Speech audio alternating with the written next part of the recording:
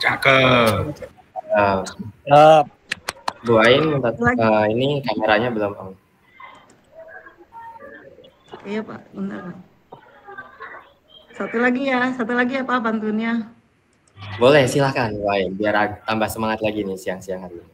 Dunia berubah begitu cepat, teknologi hadir, inovasi merebak. Mari kita belajar bersama-sama hebat, transformasi digital masa depan kita cetak. Ya, izin share screen, apakah sudah terlihat? Sudah terlihat, silahkan. Ya, baik. Assalamualaikum warahmatullahi wabarakatuh. Selamat siang semuanya, puji syukur kita panjatkan kehadirat Allah Subhanahu wa Ta'ala atas nikmat dan karunia-Nya sehingga kita dapat berkumpul dalam webinar ini. Perkenalkan, nama saya Qurratul Aini dan hari ini saya akan berbagi mengenai akun belajar ID dan praktik pembelajarannya. Di era digital seperti sekarang, akses terhadap informasi dan sumber belajar semakin mudah. Salah satu kunci untuk mengoptimalkan akses ini adalah dengan memiliki akun belajar ID. Mungkin saya ulang kembali, jika ada sekolah yang belum mengajukan akun, caranya adalah membuka laman belajar.id, klik untuk admin sekolah, lalu pilih ajukan akun peserta didik. Selanjutnya kotak dialog akan muncul untuk Anda login ke akun belajar ID. Klik tombol masuk dengan akun belajar ID. Kemudian masukkan email belajar ID beserta kata sandi, kemudian klik berikutnya. Jika sebelumnya sudah login, maka kita tinggal memilih akun yang sudah ada. Namun, jika belum, klik gunakan akun lain.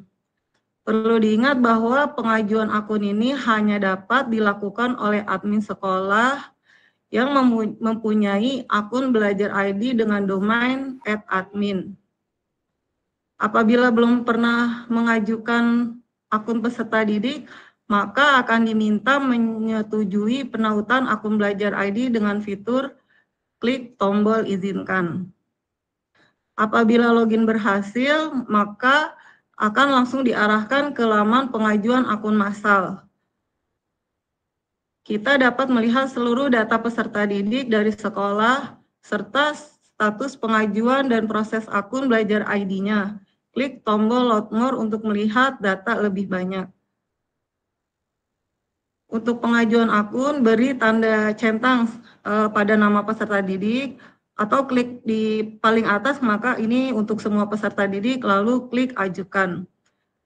Jika pengajuan berhasil, maka kotak dialog akan muncul dan akan menerima informasi lebih lanjut melalui email akun belajar ID. Apabila pengajuan seluruh akun sudah diproses, maka akan menerima email konfirmasi bahwa permintaan pembuatan akun telah berhasil. Setelah akun berhasil, maka akun itu harus diaktifasi oleh pemilik akun sendiri. Kita dapat mensosialisasikan kepada orang tua atau menyebarkannya lewat grup WA. Dan tak lupa kita ajarkan untuk cara aktivasi. Yang pertama, buka mail.google.com, kemudian login, masukkan user ID dan password yang telah diberikan oleh admin. Kemudian klik berikutnya, lalu penggantian password. Nah, di sini akun belajar ID sudah siap untuk digunakan. Semoga dengan setelah webinar ini kita semua bekerja sama mengaktifasi akun peserta didik. Kenapa? Karena literasi digital Indonesia saat ini berada di bawah rata-rata negara ASEAN lain yang berada di angka 70%. Indonesia dengan angka 62%. Kenapa perlu cakap digital? Karena kita berada di zaman serba digital. Era industri 4.0 menuju society 5.0.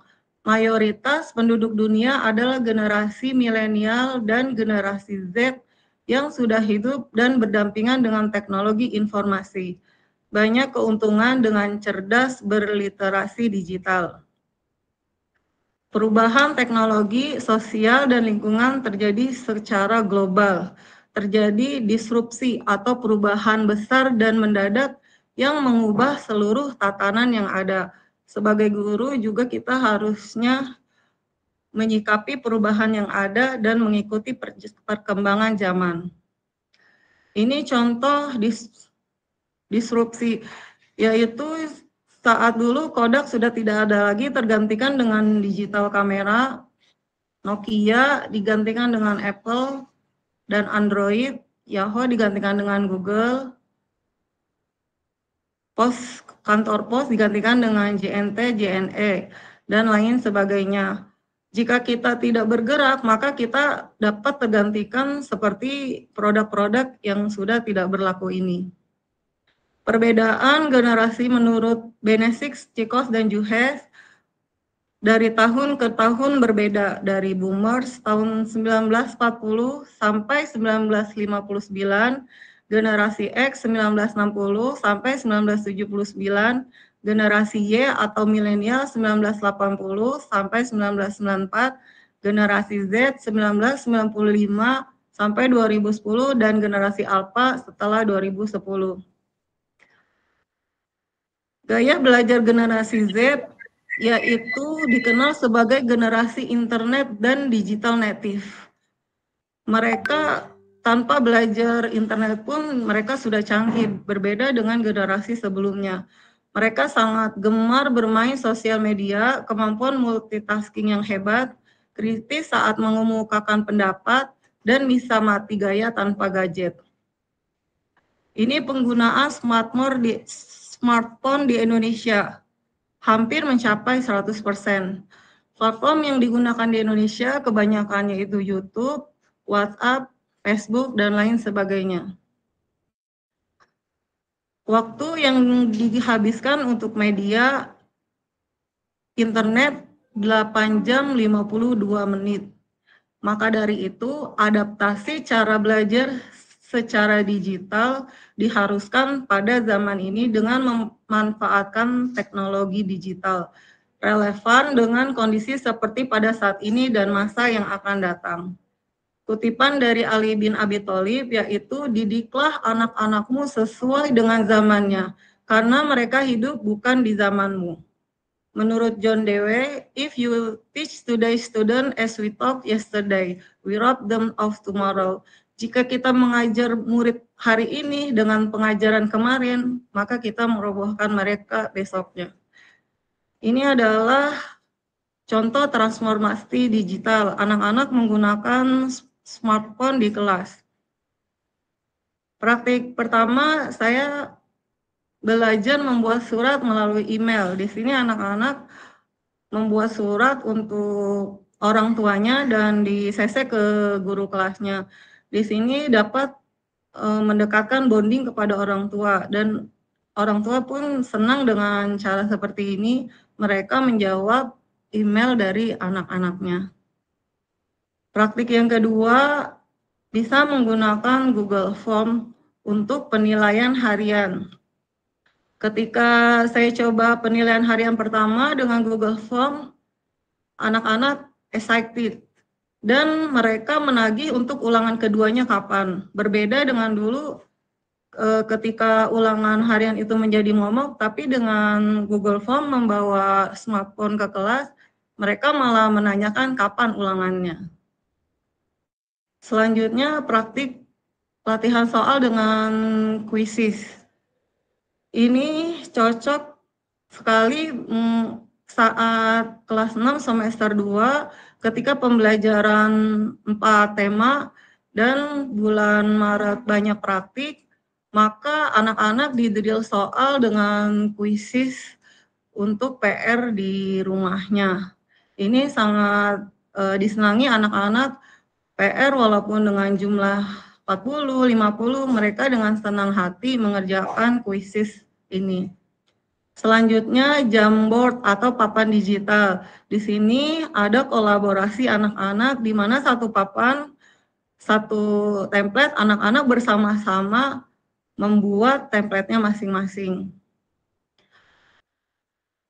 Nah, drive bersama ini adalah digitalisasi administrasi kelas dan sekolah, sehingga ini tidak membutuhkan kertas lagi. Semua dokumen dapat tersimpan bersama-sama di drive ini. Ini adalah contoh Ki Hajar STEM yang menggunakan akun Belajar ID pada saat kemarin. Selanjutnya, di Belajar ID yang paling menarik adalah ada fitur voice typing di Google Doc dan tidak didapatkan oleh akun Gmail selain Belajar ID. Nih, praktek selanjutnya yaitu peserta didik membaca buku melalui flipbook.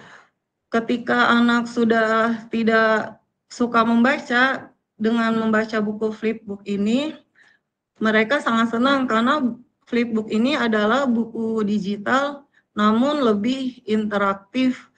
Ketika membuka halamannya ada suara dan mereka sangat senang sekali. Tugas membuat teks eksplanasi juga dapat dibuat dengan Google Slide. Mereka bersama-sama membuat teks eksplanasi masing-masing pada slide yang berbeda-beda namun dapat bekerja sama.